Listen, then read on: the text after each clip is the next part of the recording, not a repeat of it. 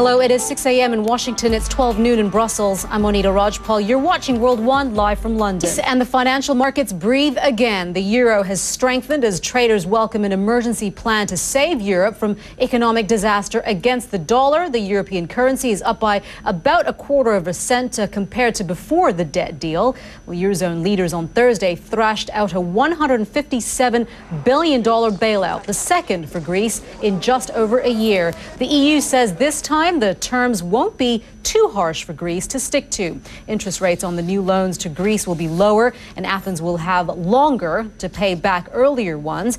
The EU and the International Monetary Fund will bear the brunt of the financing, but private lenders, mostly banks and large financial institutions, will also contribute. France and Germany had been at odds on that point, but buried their differences faced with a mounting crisis. The big fear was that markets would refuse to lend at reasonable rates to major EU countries like Spain and Italy, and not just to countries like Greece that have had to ask for help.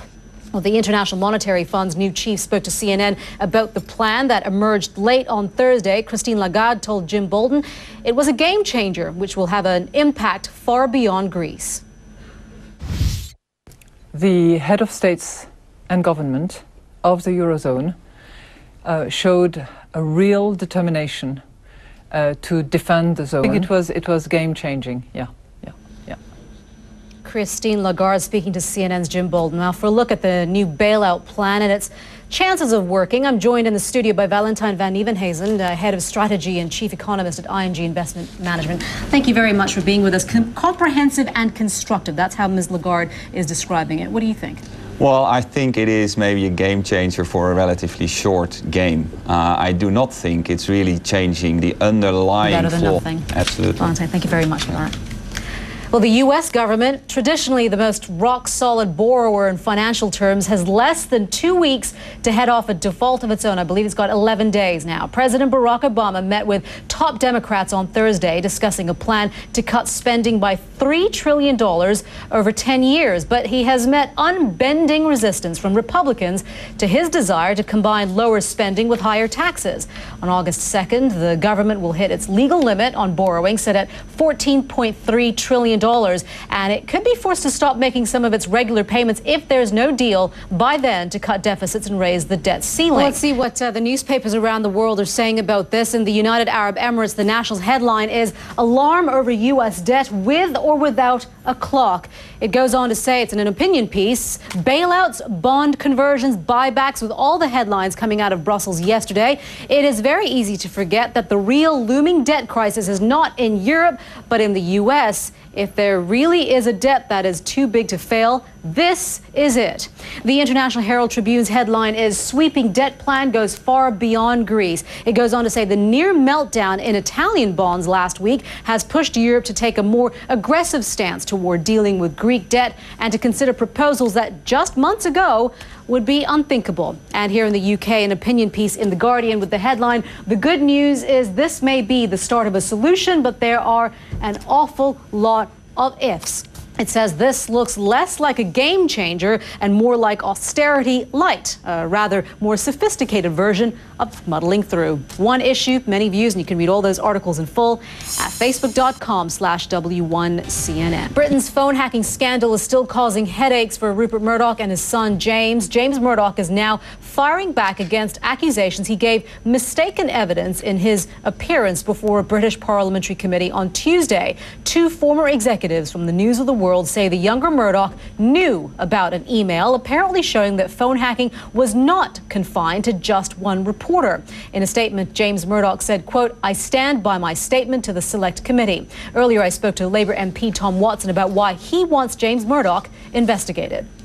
Tom Watson there. Well, CNN's Atika Shubert has been following the developments, and she joins us now. It just keeps getting deeper and deeper and murkier and murkier. Well, it does. And now, as you saw from Tom Watson, the members of the committee are not happy at all to think that they may have been lied to by James Murdoch. In fact, another MP, Chris Bryant, has actually written to News Corp non-executive directors requesting that they suspend both James Murdoch. Say again, James Murdoch has said that he's standing by his testimony on Tuesday basically saying he had no knowledge of this this email. But this scandal is really spreading out far beyond the UK borders, and it is threatening to go across to the United States as well. The latest, I believe, the FBI is now potentially talking to Jude Law.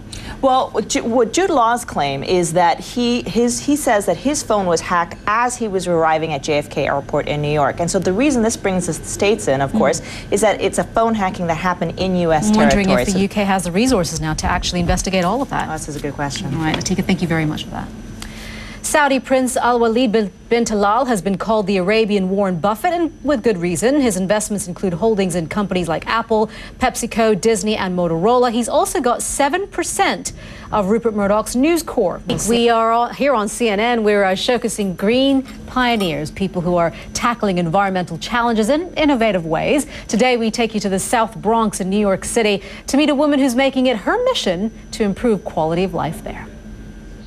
The South Bronx is home to about 30 to 40% of the city's commercial waste handle. Let's take a look at the world weather situation now. Hurricane Dora is threatening parts of Mexico, while in the U.S., massive heat wave is heading east. Meteorologist Jennifer Delgado is at the World Weather Center with details. And Jen, I've been talking to my folks up in Toronto, and it's sweltering there. Yeah, you know, Canadians, they really don't like the heat very much, and I know you're the same way, but we're going to start off right now talking about Hurricane Dora. And Dora right now located about 370 kilometers, but and you can see other animals out there too.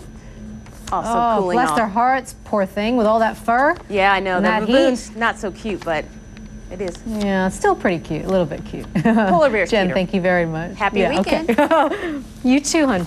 Bye. You're watching World One live from London. Has the EU fixed the Greek crisis? Well, politicians will be relieved to see the deal they reached on Thursday has got a cautiously positive reaction from the financial markets this session. The bailout plan came amid fears a Greek default would increase the pressure on other countries. Nowhere is that risk greater than in southeastern Europe, and that's according to the European Bank for Reconstruction and Development. Its new report says economies there are already struggling, pointing out many key banks in the region are owned by Greek banks. It says exposed banks are likely to need help if the crisis deepens. Eric Bergloff is the chief economist at the European Bank for Reconstruction and Development. So you're not completely convinced by this? No, I think this is good news, but there's a lot of hard work, a lot of things that have to be clarified also, so we don't... Powerful men in football faces allegations of bribery today at FIFA headquarters. Pedro Pinto is here with the details on that. ¿Qué pasa? Well, this has been going on for quite a while, Monita, and it's a new development in this story. FIFA's ethics committee will decide over the next 2 days whether Mohammed bin Hammam, the president of Asia's Football Confederation, is guilty of corruption. The Qatari is charged with bribing members of the done before, and we're going to be following that test throughout the weekend. Very exciting. Who wears the pants? I don't know. That's for the players and the owners to find out. I'm not getting involved. But remember the royal wedding? Wonder who wears the pants in that one. Don't ask me either. Anyway, there is a reason why I asked about the royal wedding. When we come back, it's the dress that turned thousands of heads. Remember the dress, at least? Welcome back. You are watching World One live from London. We are approaching almost 7 a.m. in New York, 1 p.m. in Berlin, and 8 p.m. in Tokyo. Tributes are pouring in for one of Britain's most celebrated artists, Lucian Freud, who has died at the age of 88. He passed away at his London home after an unspecified illness. It was the talk of the town when she got married to Britain's Prince William, and now the dress worn that day by Catherine, the Duchess of Cambridge, is going on public display. For the next 10 weeks, visitors to Buckingham Palace can see her full outfit, including shoes, tiara, veil, and earrings. The ivory and white gown, designed by Sarah Burton for Alexander McQueen, will be shown unprotected in a ballroom where state banquets are usually held. Buckingham Palace expects record numbers through the door. Advanced ticket sales have more than doubled from last year. Well, Kate Middleton's dress follows a long train of, no pun intended there, of influential wedding dresses. Let's go there. So this was the beautiful dress worn by Catherine, the Duchess of Cambridge. And then we've got here, it was compared a lot to actress Grace Kelly's dress here, seen at her wedding to Prince Rainier III of Monaco in 1956. She also wore a very classic gown with a V neckline. And again, as we were saying, there are a lot of comparisons here. And here we have the image of Jacqueline Bouvier wore a dramatic Battenberg lace gown when she married John F. Kennedy back in 1953. And the next image here, you can see her there, she's about to toss her bouquet from the stairs. Now we've got a photograph of President Nixon there of the United States with his daughter Tricia and her husband Edward Cox in 1971. Another classic, beautiful dress that is, I guess many would say, that's quite timeless. Tricia's dress was created by the designer Priscilla of Boston. Then Eleanor Wilson. That's not her. Eleanor Wilson, right there, the daughter of President Woodrow Wilson, got married around the same time as Britain's Queen Mother. Her gown style was very popular back in the 1920s. And here we go, closer look at President Theodore Roosevelt's daughter Alice wore flowers in her hair when she got married. Kate was wearing one of the Queen's tiaras as a mark of her new royal status. We want to take a look at what's trending online right now at number 3. Just how big is the popular mobile game Angry Birds? Well, it has been downloaded over 300 million times. That's according to its Finnish developer. The game is now aiming to be their first entertainment franchise with 1 billion fans worldwide.